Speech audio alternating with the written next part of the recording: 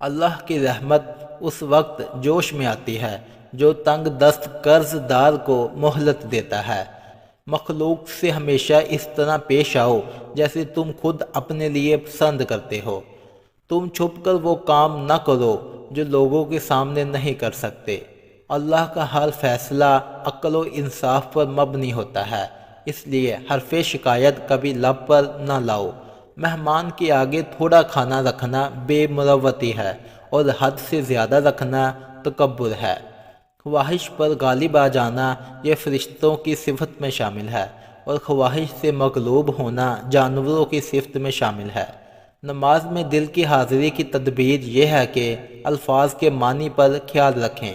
جس شخص کو دنیا کی تجارت اپنے اندر یوں ڈبا لے کہ اسے آخرت کی تجارت یاد ہی نہ رہے، وہ یقیناً بڑا بدبخت ہے۔